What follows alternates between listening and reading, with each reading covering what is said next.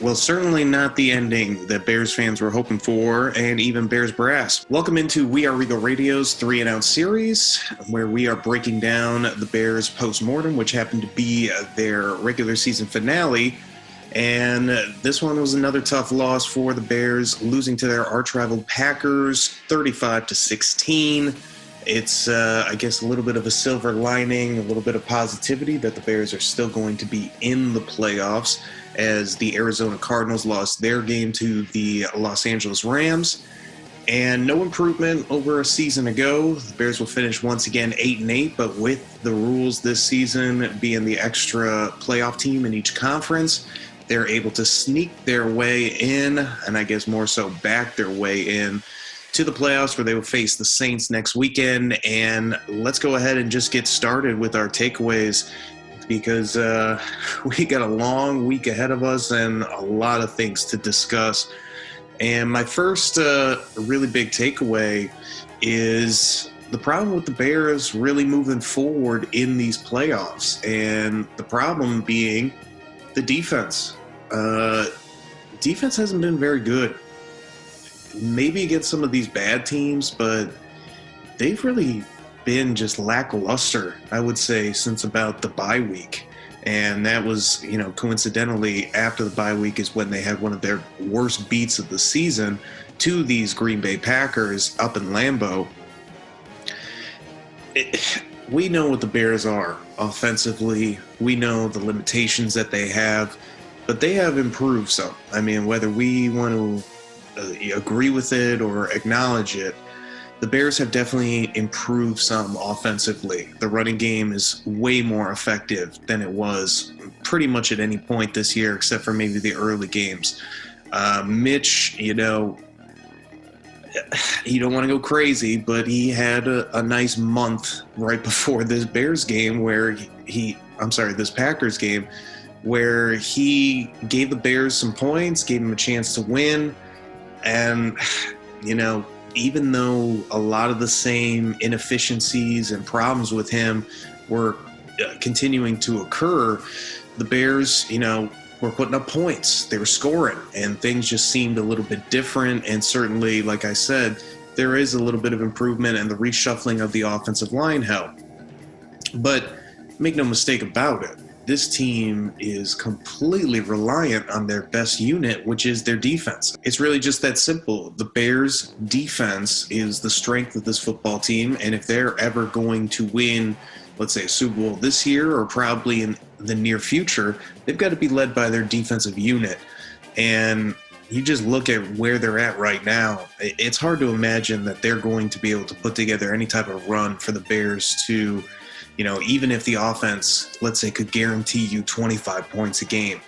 I don't know if that's going to be enough for the Bears defense to really go on a run. It seems like the Bears offense is going to have to be as complementary to the defense as they've been over the last month in terms of scoring upwards of 30, maybe even into the 40s. And when you've seen this Bears offense against good teams, they've really struggled. And that's what's so disheartening right now with the Bears. You were hoping with that Green Bay game that this defense could, keep it close, which they did for a lot of it. But there was some really kind of boneheaded decisions or mistakes made by the defense. You saw that big bomb to Marquez Valdez-Scantling that put the Packers up to 21 points in that second quarter. Those are plays that you just simply can't allow when you are a championship caliber defense, which we don't know if the Bears are anymore. So just a really disheartening effort by the defense, I thought. And we're going to get to the offense in a second. And not that the offense really played terrible. They just couldn't take advantage of their opportunities. I thought the offense overall probably played about as well as you would expect, especially because the Packers defense is a top 10 defense. And a lot of people have overlooked that because of how prolific their offense is, but their defense is no joke. They play a really quality brand of football on that side of the ball as well. So, we'll see what the Bears can kind of figure out this week when they go up against the Saints. It's a familiar opponent. They've seen the Saints multiple times over the last couple seasons. And, of course, earlier this year, there's definitely a chance. You want to see what Chuck Pagano and this group kind of brainstorms and comes up with for a game plan. Because if we remember from a season ago, it was the Minnesota Vikings that went into the playoffs of the Superdome and pulled off an unbelievable upset against the Saints. I think everyone expected the Vikings to just flat out lose that game. And unfortunately, that Vikings team was more balanced than this Bears team. But you just wonder if maybe the Bears can put together some kind of creative game plan, maybe put together a really complete effort on defense. It'll at least give them a chance against this upcoming matchup with the Saints. But just the way that they've been looking, and really you look at this Green Bay game as kind of macrocosm or microcosm of the macro, where it's just not been good enough. And you got to really wonder what the future of that defense is when you talk about age and the money factor. It's not an ideal position. And if anything, you're hoping as Bears brass or the coaching staff that maybe this defense could still find its legs in a way and just kind of explode and be one of those top tier type defenses. But at this point in time, it just really doesn't seem like that's going to be a possibility. Moving along to our second point, and this one's not going to be too long because this is just something we've talked about far too much, and it's going to be an interesting offseason whenever we get there as to what the Bears are going to do at the most important position in football and arguably in all of team sports, and that's the quarterback position. Mitch Trubisky, I thought he didn't play too bad, but you saw every bit of the limitations that he has as a quarterback. First of all, 42 pass attempts, kind of inflated because the Bears had to throw it a bunch in that fourth quarter. He only had 252 yards. Aaron Rodgers with 24 pass attempts, I remember he was just going to start running the football, had 240. Basically half, a little less than half of what Mitch threw, and he's only 12 yards behind Mitch. It just, everything that Mitch throws deep downfield, except for that one shot to Darnell Mooney, really just was either inaccurate or just not going to get there. There was multiple chances for interceptions that the Packers had, and they only came away with one. Mitch, did some okay things rushing, but he really only had one nice run and total just had 22 yards on the ground. When you watch him play, you just see exactly what the analysts around the NFL see. He's a first-read quarterback, and when that first read's there, that's when you start kind of getting nervous as a fan or as a coach, because when he's improvising, if it's not on the edges, if it's within the pocket that he has to improvise, that's a scary situation to be. And the Bears clearly recognize that, with Bill Lazor calling a lot of plays where it's just simple first read. If it's not there, check it down. And even at times, I kind of got him in trouble as Daryl Moose Johnston broke down on the telecast. There was, I think, a route where it was specifically designed for Allen Robinson, but he was the only option. If the ball isn't, or if the route wasn't there, Mitch wasn't supposed to throw it, and if anything, throw it away or tuck it and run. In the NFL, that doesn't work too much. You got to have a quarterback that can make reads, that can go from 1 to 2 to 3, or, in the situation of the Bears, you have that first read check down. Okay, but you got to be able to get the ball downfield to that one. You can't just dink and dunk every single time and try to get there. You see with the Packers, they probably don't win that game, or this game is a lot closer if they don't hit a few of those bombs that they hit. That's the difference. When you've got a quarterback in Aaron Rodgers that can give you 2, 3, 4 big plays of 20 yards or more, that's usually the difference in football games. I mean, it's usually a team. If you say a defense for both sides is pretty equal, if you say offense is kind of equal, usually that difference comes from the quarterback position and their ability to hit something deep downfield or make that incredible play. Mitch clearly can't do that, and you see with Aaron Rodgers that he can.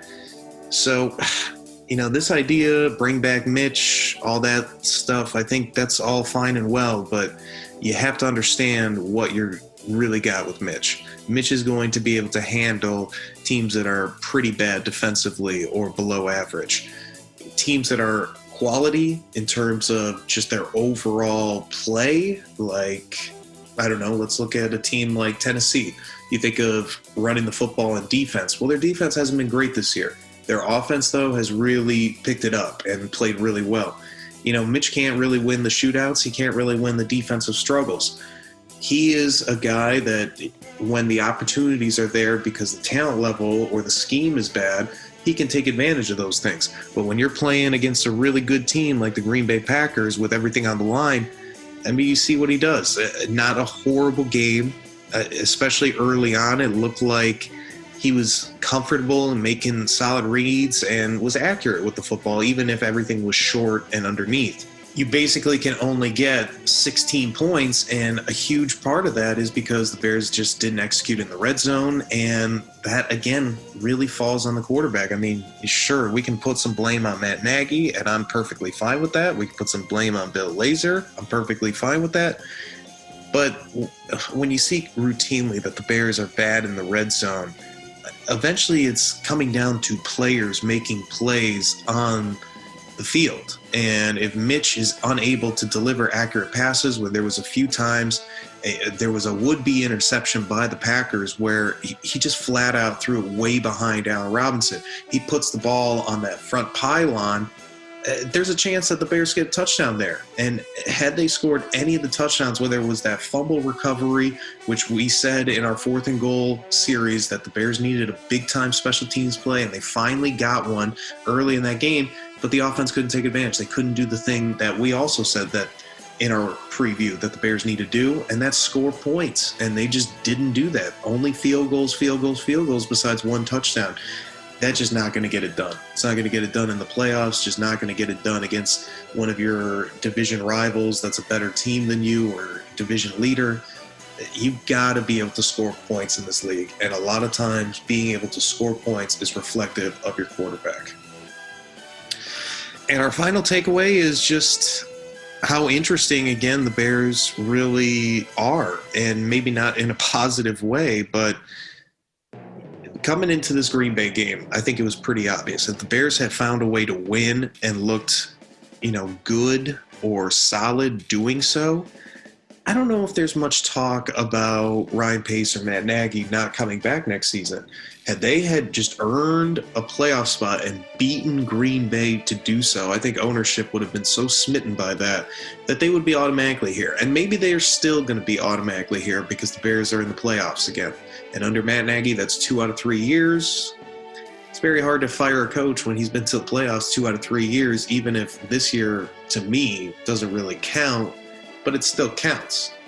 We can't just say the Bears aren't a playoff team, but they backed their way in. Everything had to work in their favor, and I think that's what fans are hoping ownership understands, that it's not the Bears doing this. It's kind of like the Bears took advantage of some opportunities early on and then failed to really emphasize or stamp their way into the playoffs, and really got in there because of a technicality with Arizona and the fact that the team has expanded the playoff field.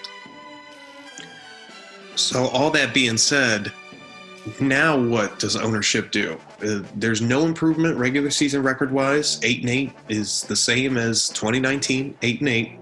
Only difference this year is obviously a playoff berth. But if you, let's say, go to New Orleans and lose 35-16 again, like you did to the Packers, is everybody just safe? Is everything just kind of, hey, we just need to focus in on the draft and free agency and get a couple pieces and we'll be right there? Because it just doesn't feel like the Bears are as close to that point like they were in 2018, where it did feel like maybe you were just a couple pieces away from being legitimate contenders. Now it sort of feels like the defense is aging out. You need a new quarterback. There's a ton of question marks with the offense, and it's a ton of question marks with the coaching in general, and you can even throw the defensive coaches in there because this defense has just been so lackluster the last month, 2 months of the season. You just wonder what the heck is going through Bears brass's mind as they look at their team going into the playoffs. But on top of it too, are they thinking about, oh, hey, if let's say we get embarrassed, what are we doing? Are we just keeping everybody? Is everybody just automatically safe right now because we're in the playoffs? It's not an ideal situation to be in when you want to enjoy the playoffs, you want to be excited about your team there. But for Bears fans, or at least the ones that are just looking at what this team is for what it is, it's a little bit of a mess. It's not a clean unit. It's not an efficient program. So is ownership going to accept the fact that they're really just a team backing their way into the playoffs? And if they get trounced by the Saints, I mean, that's 3 straight losses to them, including the playoffs, where they have been essentially the class of the NFC the last 4 or 5 years. They haven't been to the Super Bowl. We all know that they should have been, especially that year that the Rams went and lost to the Patriots. But the Saints have just been routinely in that playoff picture and routinely one of the top seeds in the NFC over the last 4 or 5 years. That's where Ryan Pace came from. Ryan Pace came from New Orleans. You know, if you are Bears ownership, I would be looking at the 2 different situations saying, you know, we're not even close to this team. And you've been on the job for essentially as long as their dominance has really been. And sure, the Saints have been much better than the last 4 or 5 years. They've been really good basically the entire time Drew Brees has been there. But my point is they're continuously, especially under the Ryan Pace era, at the top of the NFC. It's almost like they didn't even miss Ryan Pace whatsoever. And the Bears, they were able to get up to one of the top seeds one year. And this year, they were able to get a seed. It's such a drop-off in difference between the Bears program and the Saints program. And really look at the Packers program versus the Bears program. The top teams, and the Bears played a lot of playoff teams this year on their schedule, and they basically lost to all of them. The only real one that I remember offhand, essentially, and I don't think we need to do too much digging into this, is Tampa Bay on a Thursday night. I mean, good win at the time, fun win, but come on, that's about week 6, week 5 of the regular season. I mean, that's so long ago. You can't even hang your hat on it. Even Tampa's a completely different team than they were back then. But that's sort of the interesting position that the Bears are in. You know, if you get a victory over the Saints like the Vikings did a season ago, you know, things can change. Maybe if you're ownership, because you're obviously pro your guys, I'm sure Jordan McCaskey doesn't want to fire Ryan Pace or Matt Nagy. Maybe you look at, hey, a playoff win against one of the best teams in the NFC a little bit differently than you would if, let's say, the Bears just get simply eliminated. It seems like that's that razor edge right now that the Bears front office and the coaching staff is on. And that's why when you kind of have these stakes where it's all or nothing, it really brings that drama and those storylines right to the top, which for this reporter is really, really fun stuff. But yeah, overall, we'll see what the Bears can do. It's going to be an interesting week. Can't wait to do the preview later on. And hopefully they can progress and continue to figure out some things, maybe some confidence sweeps the halls of Hallis Hall, and this team finally, you know, can just put the regular season away and understand that this is a totally different year. The playoffs are its own entity. You have to just treat it like it's its own season. And they're 0-0, so you have a chance to go on a run, but you got to play better offensively and score points. You got to play better defensively and stop allowing so many points. And the special teams has to stay consistent with things like the kicking that we've seen from Cairo Santos, and they got to come up with some plays. You know, that fumble was a huge play. They got to continue to do those type of things if the Bears are really going to move forward. So I guess in short, enjoy this week, fans. It could be the last week of the playoffs. As any week in the playoffs could be, you only get what you are guaranteed, and that's the scheduled matchup. After that, it's up to you. So a lot of things are going to happen. I think a lot of fans were expecting a Black Monday for the Bears, where some people are going to lose their jobs. Maybe that comes a little bit later. Maybe it's not coming at all, and the band is getting back together. We're going to have to just ride this high wire together. So enjoy it, because certainly being in the playoffs and having this extra week will be fun, regardless if you're necessarily loving the fact that the Bears are in the playoffs or not.